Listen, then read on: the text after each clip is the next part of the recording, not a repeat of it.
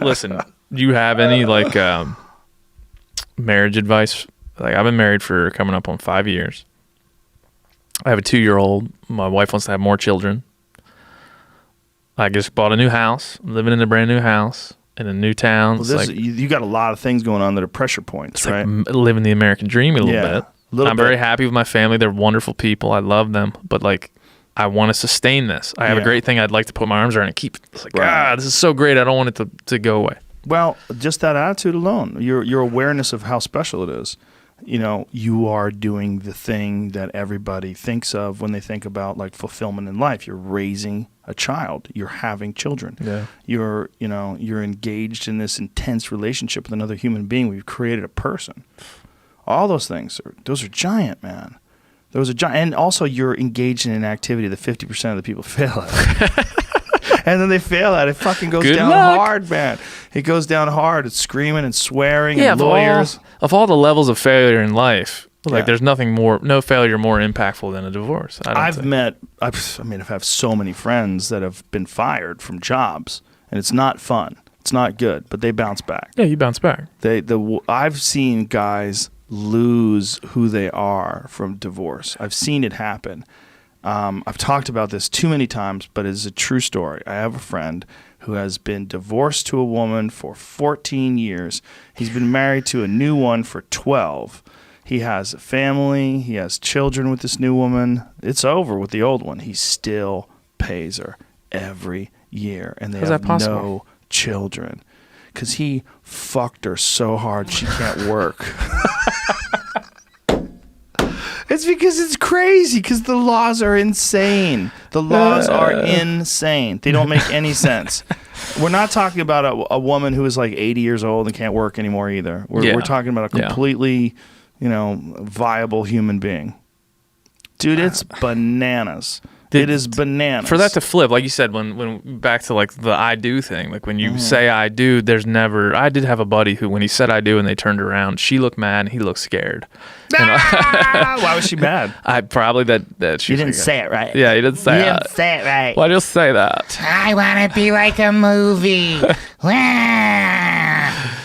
Hey, man, some people just don't. They're not supposed to be together, but they think they should be with somebody. Yeah. So they find somebody and they talk that someone into doing something fucking insane, like signing a legal contract that says you're going to be together forever and ever till death. But see, like, my problem is a very lucky problem that I've got something that at least in its like early years, this seems to be the right thing. Right. That's Love you, honey. Sell. Love you, honey. Hope you ain't listening. What are the odds she made it this far? What are we? 2 hours and what? 30 minutes?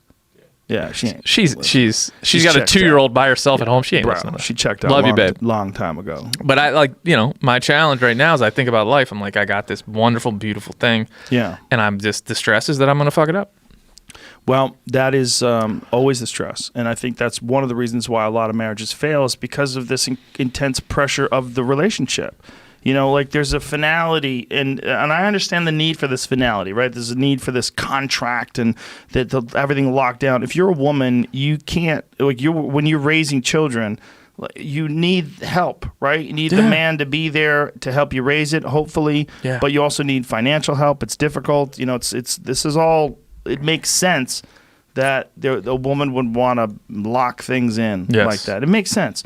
It's also a weird cultural tradition, right? It's this weird thing that we have this law, like we bring the law involved into relationships, and it's very strange, like legal contracts. Yeah. And some of them are fucking preposterous, right? Like sometimes you see a guy who looks like Rupert Murdoch, right? And he's got this banging wife, and she's like 30 years old, and she's got big tits. Or how about Harvey Weinstein and his wife? She's in it for the right reasons. And you're like, hey, son, I see what happened here.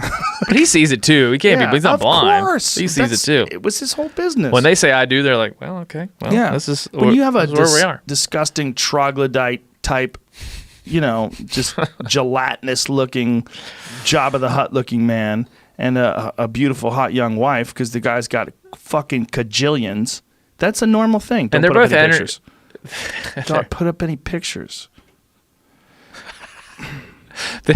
But they're both going. Those folks there were both going into that knowing like, hey, look, this isn't a traditional Or who pairing. knows? Maybe he was really sweet with her, and that's all she needs. Yeah. Maybe she's just this rare soul that if he had $5 in his pocket, she'd be super happy with him.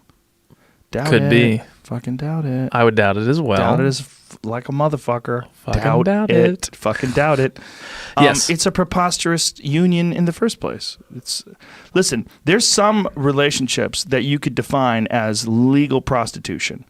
They are absolutely legal prostitution. A woman has made a determination that she will let this sloth Yes. shoot fluid into her vagina on an intermittent Yes. basis if she could be bathed in diamonds and drive a Ferrari and live in a mansion. And this is a normal part of life. Some people would say, and I might even say, like, as long as they're consenting and they're both aware that's going on, then Well, that would be a good argument for prostitution as well, though, wouldn't it's it? a bit of a transaction, I guess. I don't know. It's a transaction. Yeah, I guess it is a transaction. Yeah, I guess when you look down at it, it's right that way. I've always said, why is it okay to give someone a massage? You give someone a massage, but you can't even jerk them off. Like, it's not legal.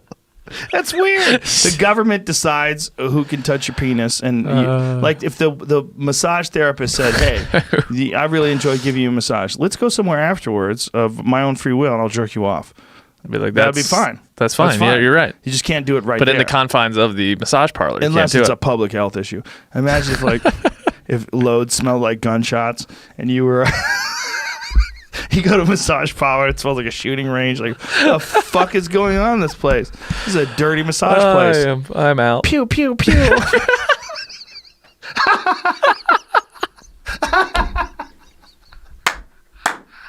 Imagine if loads smelled like sulfur. Like, Jesus, the devil's coming out of you, boy. The devil. Purify that man. Yeah. I mean, there's a lot of laws that are ridiculous, but there seems to be Someone sort here of, is the marriage advice I'm looking for. I got it. maybe it was what we were talking about earlier. Maybe it's long form conversations, having Yeah. long conversations with each other. Having long respecting the fact that you can get through some of this stuff in a very short time.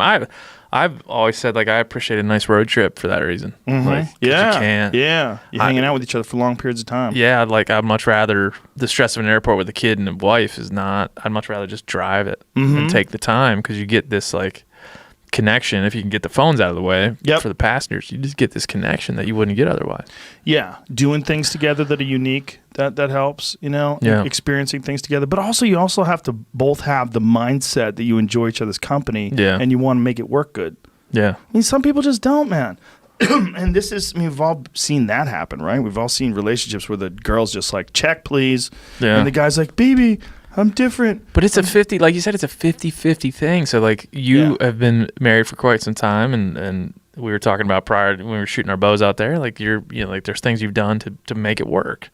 Like, you like your wife and she likes you, and it works. And it's been working for a long time.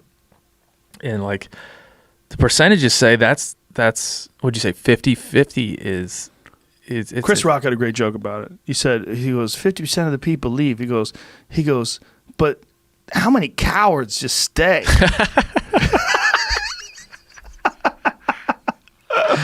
Look, relationships don't always work, but here's the thing.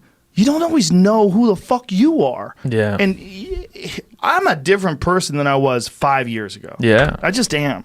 Yes. I hope I'm a better person. I'm trying very hard to be a better person. I certainly know more about myself. I understand myself better. This is a long, slow process. I think we are all a work in progress. That's right. And not everybody engages in this work. So you could be a person who's on this path of, being present and trying to be kinder and trying to improve. And then you have a spouse, male or female, that just shits on you. And I've seen that too, man. I've seen Me too. really brutal, toxic relationships where they insult and say rude things around your friends to try to fuck with you. And people get into these relationships where they genuinely hate each other. Yeah. But they're stuck together. And what that does to children too, because I told my dad, I wrote my dad this letter recently. This is getting real deep. Hour number 3 of the podcast, we get real deep. We're pro nuance. I even sent it to my dad, but he won't listen to this. But I wrote this letter that was like, listen, man, because I had seen recently like his developing relationship with my son. And like it put this thought in my head that, you know, my relationship with my dad, like his caring for me, the fact that he stayed with my mom, and they developed this like place for me to grow and nurtured me and allowed me to become a person in that environment. Like it was a North Star for me when then I left that environment. Like I never wondered what my path was going to be. I always could look up and be like, that bond that I developed with my family, their love for me is like the thing that I'm always, you know, I'm looking back to, but also looking forward to, because that's what defines me. And regardless of what I do, I can always fall back on that my dad loves me, my mom loves me, I love them.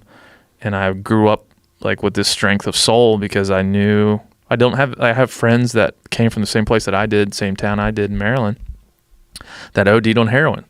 They lived in the same little suburbia community that I did. They had parents that were the same age. They went to the same high school. They lived in the same environment. They went down one way, I went down another. And I truly do feel that me going down that way is the way that my parents like built this structure around me that was always about that bond and that love and the things that they provided. That's very, very fortunate. Yeah. It's very